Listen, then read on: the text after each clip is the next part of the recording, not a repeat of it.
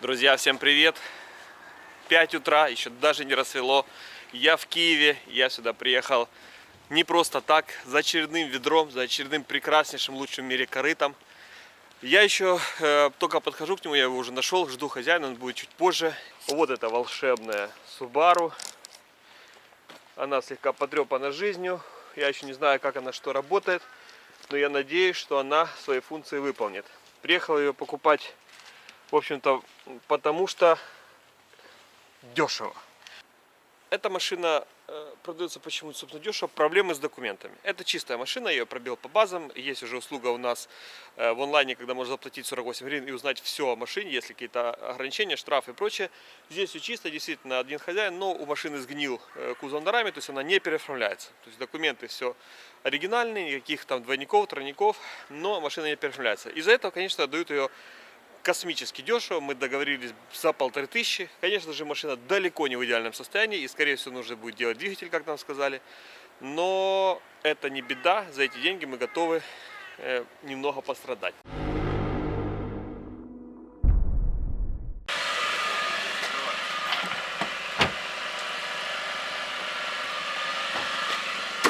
Круто. Хитрая система. Спереди, да? В бардачке.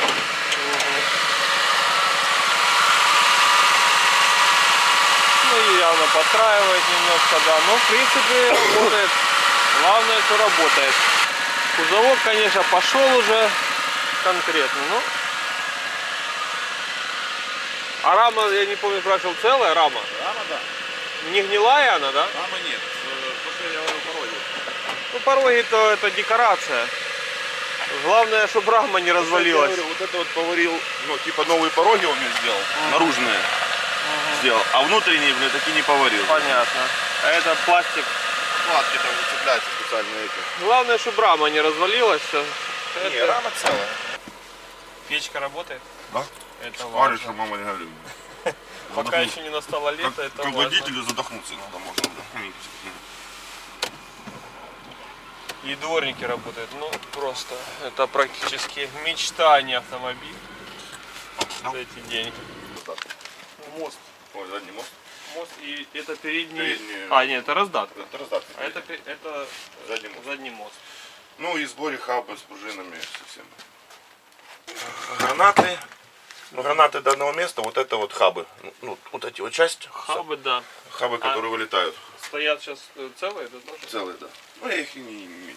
Это я взял на всякий случай, что это все было рабочее. Как бы это было с машины.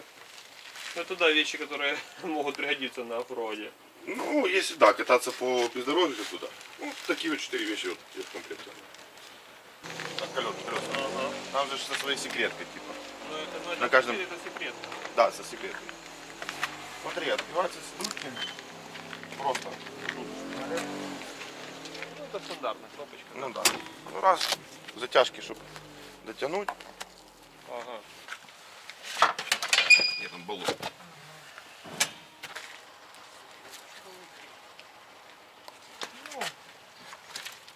Такое, нормально. Если себя хорошо покажет, лето на бездорожье, может использую как донора просто раму со всеми этими, чтобы кузов по сути бессмысленно делать. Вот это самое дорогое, вот этот там. Вот это в районе 100 баксов. Ну, да? А ну, например, может, когда это багажник, нет? Напрямую. Там же ж баллон же. А, баллон там еще пойдет.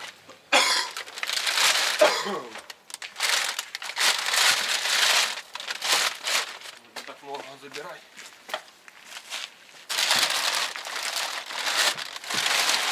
Место багажники прямо как в мотиве.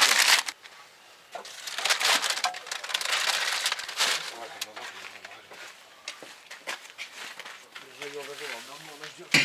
Вот часа. Год ждет. Вот. Ну как взял же, ж потом. До этого еще мало. Не, с машины снималась. А, да? Просто то, что это в гараже сырость Да. внутри прихватило. Есть все, страховка. Так, смотри, там... Да, до 5 месяца. Люблю покупать дешевые ведра. Это всегда хороший вариант. Никогда не прогадаешь, потому что не может дешевое быть плохим, это всем известно. Ничего себе, так сцепление слева. Это сцепление же, да? Ничего себе, как оно слева. Так, смотри. Даже с этим все 4. понятно.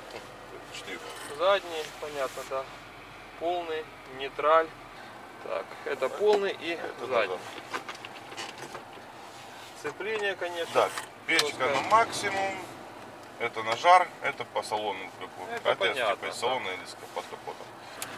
Свет сразу надо, да, включить, что. Да, потому что ты же будешь все равно теперь по трассе. Блин, сцепление нормально вроде, просто педаль что-то такая Оно жесткая. туговато. Там трос такой, блин, специфический, вот так вот изнутри.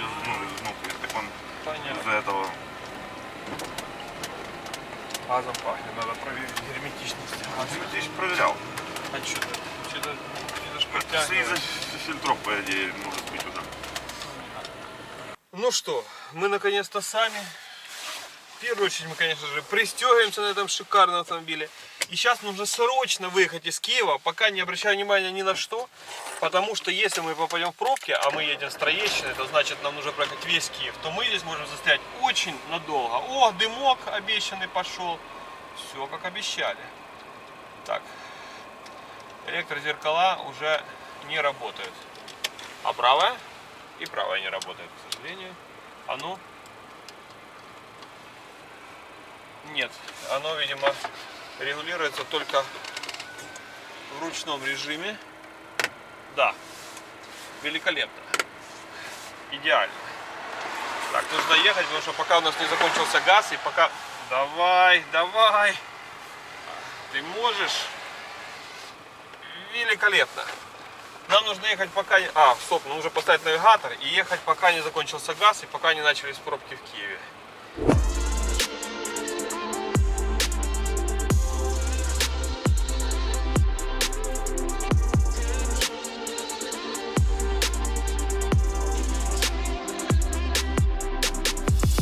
Только что заехали уже на заправку, заправили полный бак газа. Что меня просто удивило, заехали на ОККО. Я заехал-то без 28. Без 28 я приехал на ОККО. Подсоединил непосредственно шланг. Пошел к кассам, которые не близко. И я стоял 25 минут, пока я заправил автомобиль практически в очереди. Я такого не видел. Такое ощущение, что просто очередь, как в Советском Союзе. Куча людей в такую рать заправляется. Каждый второй зачем-то стоит в этой очереди, чтобы просто взять кофе. Это был просто трэш. Я даже не смог взять хот-доги, которые хотел, потому что я понял, что если я еще хот-доги закажу, мы здесь останемся еще на полчаса. Приехал в итоге на следующую заправку.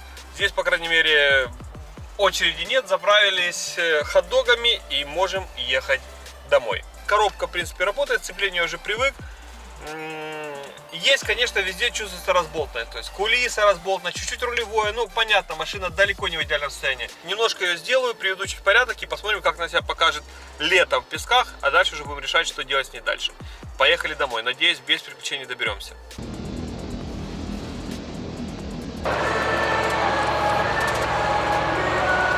Отъехав буквально 10 км от Киева, я решил посмотреть все-таки внимательно, что же я приобрел. Тут, конечно же, в принципе, достаточно сюрпризов. Например, просто гидроусилитель весь мокрый. Рулевая колонка, машинка мокрая максимально. Это вообще вызывает сомнение в нормальности этот вал. Ну, там и есть небольшой люк. Что меня в основном волнует, это масло. Так-то сверху выглядит ничего, кстати. Мотор достаточно сухой, сам блок. Это очень радует. Эти течи мы устраним. Главное, чтобы не кончилось, чтобы не сгорел гидроусилитель. Сам кузов, естественно, здесь ржавенький. Но еще побегает для наших целей. Итак, масло. Ну, масло больше минимума, но меньше половины. Надо немного добавить. В целом машина до 100 км едет очень даже неплохо. Опять же, учитывая ее стоимость свыше 100 км, она тоже разгоняется. Но если ехать, например, 120 и отпустить газ, сбросить газ, то есть появляется конкретный гул. Есть подозрение на ступичные подшипники. Вроде бы не коробка. Но опять же, я думаю, с этим мы точно доедем домой.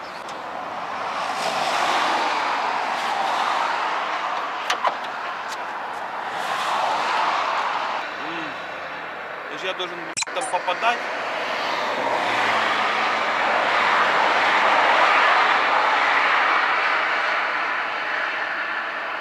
какой молодец, попадун.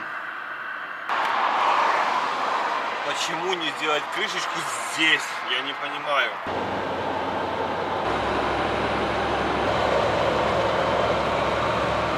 «22 литра. У меня на спидометре показывает сейчас 220 или сколько-то километров, или 230 с прошлой заправки. Расход в пределах около 10 там плюс-минус литров, при том, что еду достаточно быстро. В общем, это нормально для этого автомобиля в этом состоянии, когда где-то подтягивает газ, где-то нужно обслужить, расход устраивает. В Германии сейчас проезжал много ремонтов, там такая красивая светотехника, все отражает, мигает, когда такие работы проходят. И у нас просто чувак держит конус вверх ногами. При этом он еще меня ехал первый, он еще рукой, ладошкой просто так останавливал. Да, конечно, вроде бы и дороги делают, но и как-то все по-пещерному. Итак, друзья, волшебная Suzuki, лучший в мире автомобиль, естественно, за $1500, нужно не забывать об этом. Уже у меня в гараже, нужно более внимательно посмотреть, что нам досталось. В первую очередь, сразу скажу свои впечатления после поездки. Действительно, автомобиль мне, как ни странно, нравится. У него есть некоторые проблемы в плане двигателя, а именно он дымит периодически, он поддымливает. Есть ровная работа, скорее всего есть некоторая проблема с компрессией, мы ее скоро померяем. Возможно, требуется обслуживание газовой аппаратуры. Кузов, это, наверное, самая отвратительная вещь, которая здесь есть. Он практически, может быть, так на камере не видно, но он на самом деле ужасен. Внешне он уже сильно потрепан, он выглядит плохо. Он уже подвергался не раз довольно кустарным ремонтам. Тем не менее, он есть. Главное здесь не кузов, а рама, потому как рамный автомобиль, и к раме крепится и ходовая, и все остальное. Что мы видим в первую очередь? Традиционно для всех моих автомобилей, для всех ведер, которые я беру, очень много масла. Но в этот раз это не есть такая большая проблема, потому как масло, на самом деле, двигатель сверху, я уже смотрел, он достаточно сухой, практически весь двигатель сам сухой, сам блок и головка. Это сильно течет гидроусилитель, насколько я вижу, и сама рулевая машинка. Здесь еще даже не рейка, здесь стоит рулевая колонка, и она просто максимально течет, такое ощущение, со всех соединений, где только можно. Это мы как раз можем устранить. Соединение, это не так страшно. И, естественно, течет прокладка, судя по всему, поддона. Классический практически. Классическая вещь. Далее. А может быть, это, кстати, сюда натекает еще из гидроусилителя. Возможно, это еще даже с него. Передний редуктор выглядит неплохо. Но, естественно, сопливит немного одна граната. Ну, не критично, я бы сказал так. Сама рама, в принципе, выглядит, как по мне, неплохо. Неплохо. Я не вижу явных очагов гнили и даже коррозии. Такое ощущение, что она была неплохо обработана и достаточно неплохо сохранилась. Пороги. То, что говорил хозяин, то, что сделали плохо. Да, видно, что у кузова есть некоторые проблемы. Все-таки возраст, 95-й год. Здесь уже что-то пошло. Непосредственно здесь уже держится только на самом антикоре это все делать. Пороги гнилые. Вот такими вот латками поприсирали здесь металл.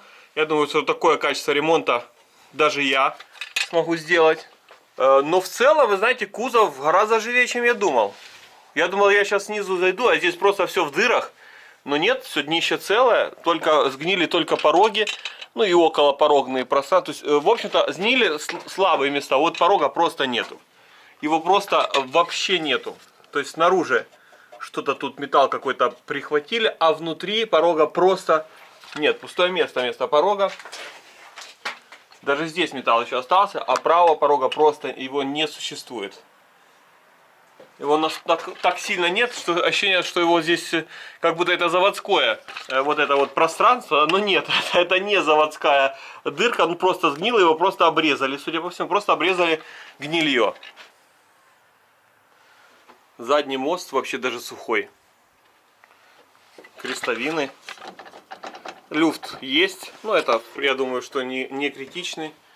Здесь, ага, здесь должен крепиться ручник, а он просто почти трется об колесо. Как это мило. Даже дно багажника, я смотрю, оно абсолютно целое. Оно не гнилое. Состояние лучше, чем я ожидал. Определенно лучше, чем я ожидал. Я думал, что если здесь все слишком будет гнило, то эта машина просто, скажем так, поразвлекаемся на бездорожье, да, и потом, не знаю, куда-нибудь в металлолом, на шрот, на разборку, не знаю куда. Но здесь состояние такое, что в принципе пригодно еще к дальнейшему использованию. Либо в этой машине, либо уже в другом кузове. Это очень радует. Это очень радует. Окей, пошли мерить компрессию. Вот такой вот люфт. Максимально болтается. Вот вывалится. Это мы в первую очередь заменим. Кроме этого, здесь стоят просто смешные маленькие колесики для этой машины, гораздо ниже. 205/60 R16, это ниже, чем родной. Заводской размер 205/70 R16. А можно, как вы понимаете, поставить то, что я хочу, 225/75 R16. Занимаюсь сейчас поиском хорошей резины. Ну, хорошей, мы же не забываем, что это все-таки оффроуд по дешману. А значит, резина нам должна не только хорошая, но и дешевая. Это очень сложное сочетание, на самом деле, но мы попробуем найти. Ага, вот это похоже сцепление. Вот это козье сцепление. Вот это оно идет вот так вокруг. Тросик. Вот этот тросик, вот этот вот тросик, он идет полностью вокруг машины. То есть вот там вот от педали идет к радиатору, разворачивается и доходит до коробки. Это тросик сцепления. Сцепление, конечно, здесь просто каким-то ужасно конским методом. Это извращение какое-то сделано. Я не знаю, в каком состоянии тут трос. Но оно очень некомфортное. Оно жесткое. А это что такое? Это что? Подушка. Резинка чего? Что-то мне подсказывает, что это не родной глушитель. Что-то мне подсказывает. Тут что-то варили, я понял, здесь убрали, видимо, поставили вместо него пламегаситель. Здесь был, видимо, какой-то катализатор или что-то было, в общем, там. Его убрали. Здесь здесь из водопроводной трубы какой-то сварен кусок. И здесь, судя по всему, идет какая-то, меняли бочку. И здесь очень быстро кончается труба. Она должна быть явно дальше идти. Технологическая в бампере закругление, да, как раз под глушитель. То есть глушитель должен выйти вот туда, поэтому и запах в салоне. Хватит. Так. Ну, было 9, только сейчас она сбросила. Хватит. Тоже 10 почти. Да. Ну, тоже 9. Хорош. 10, даже больше. Компрессия ровная. Рассматриваю по мелочи, что купил. Косяки. Очень много интересных вещей, интересного ремонта. А вот эта волшебная надпись Grand Vitara, которая меня немного вводила в ступор, я даже по идее просто Vitara, а не Grand Vitara. Она оказалась, судя по тому, что я вижу, здесь приклеена просто на жвачке. По-моему, это жвачка.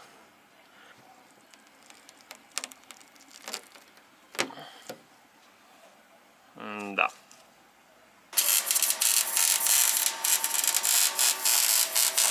Абсолютно у всех Витар этого года отвратительный цвет, он просто ужасный.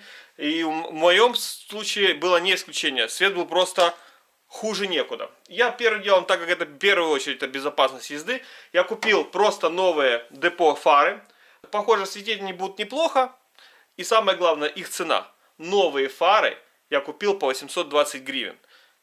Это чуть больше 30 долларов. Это радует. И это к тому, что после Subaru, когда не мог найти никакие запчасти, и реально это была серьезная проблема после моего Subaru Leona, здесь я покупаю некоторые запчасти, и цены очень радуют. Прямо есть выбор, цены недорогие, многое есть в доступности, день-два, нравится. Машина с точки зрения ремонтопригодности мне уже нравится. Далее.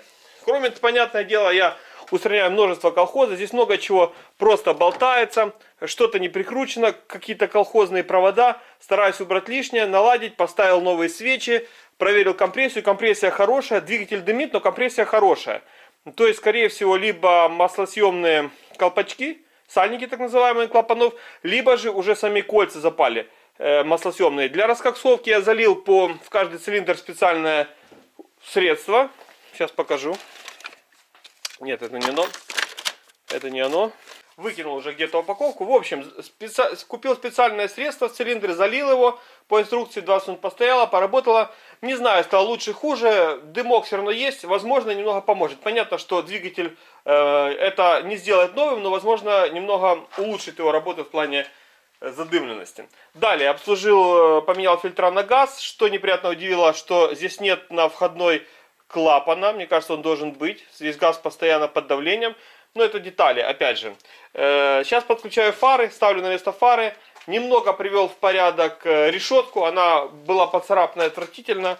Скажем так, даже свежепокрашенная просто из баллончика решетка, она сделает морду автомобиля, скажем так, гораздо привлекательнее, чем есть. Из ходовых проблем по ходовой я обнаружил уже там, что полностью разбита одна вот эта вот тяжка стабилизатора. Вот такая вот, такой вот наконечник стабилизатора. Купил новый. Тоже цена его что-то в районе 150 гривен. Ну, то есть смешная абсолютно, $7. Нравится. Немножко тоже занимаюсь салоном. Перенес кнопку газа, она была вот здесь вот. Ее было совершенно не видно в процессе езды, то есть не видно было, нужно было смотреть, сколько там показывает бубочек. Неудобно. Перенес ее вот сюда. Здесь убрал пепельницу, которая мне не нужна совершенно. Вместо нее сделал такую площадку. И самое главное, уже инсталлировал вот такой вот 2 USB. Что просто незаменимо. Просто в любой машине в наше время в машине должна быть зарядка USB. Здесь их теперь 2, и еще есть прикуритель. Кстати, не посмотрел, он работает или нет. Ладно, потом проверим. Вот такой послал магнитофон. Главное, что он неплохо работает с USB. В нем понятно, что это Китай-Китай. Но играет неплохо. Здесь не работала никакая подсветка. Я инсталлировал прямо сюда для подсветки диодную полосу. Получилось, по-моему, слишком ярко, но красиво. Посмотрю, будет слепить или нет ночью, но пока выглядело. Для сравнения, вот эта подсветка, наверное, даже не видно, да? Это подсветка приборной панели, а это... Ну, я, кстати, сюда точно сейчас поставлю диоды, может быть, будет поярче. Здесь стоят просто... подзорные колесики для этой машины. Они даже ниже заводского размера намного. Машина на этих колесиках выглядит просто, не знаю, как пони. То есть вроде бы лошадь, но на коротеньких лапках. Так и сейчас. Это, конечно, просто смешной вид на этих колесиках. И, естественно, в первую очередь, что я сделал, это все-таки внедорожник. В первую, что я сделал, это купил нормальную резину. Я стараюсь покупать резину неплохую. Новая, конечно, была бы слишком... пока еще, наверное, жирно для этой машины. Но я купил вроде бы неплохую Hankook. Значит, сейчас стоит 205 на 60 R16. 205 на 60. Я взял 200, сколько там, 25, по-моему. 225 75 R16. Она намного выше, она чуть шире и намного выше. Я думаю, на этой резине, мы сейчас можем даже так вот представить, чтобы сравнить просто. Вот такая вот разница в колесиках. Я думаю, на этой резине машина будет совсем по-другому выглядеть. Да, ехать, наверное, тоже будет, может быть, более валко, но я думаю, даже приятнее, чем на этих просто каких-то костылях.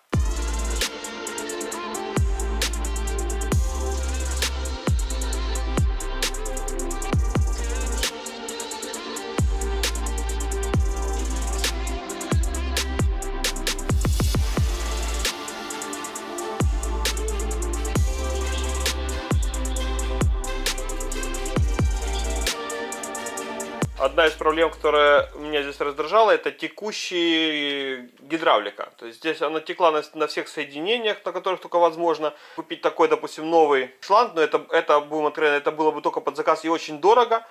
Но есть услуга опрессовки на тракторный какой-то, там, в общем, трактора делают опрессовку. Вот так вот мне сделали просто за копейки, за 200 гривен, там, или 250 гривен вместе, стоило вместе с комплектом медных, вместе даже с какими-то резиновыми вставками шайбочек. В общем, 250 гривен и немножко сейчас работы. И проблема, я думаю, текущего гидрочаса всех дыр на соединениях будет решена. Это круто, уж он мне реально, это реально раздражало, когда ты едешь и понимаешь, что у тебя постоянно подтекает на всех соединениях гидроусилитель.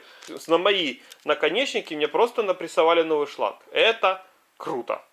Подготовка машины в нашем гараже закончена. Осталось поехать поменять пыльник на гранате. Он совершенно разорван, либо, возможно, целиком вал в сборе правый. Он есть, он достался мне от предыдущего владельца. И поставить резину.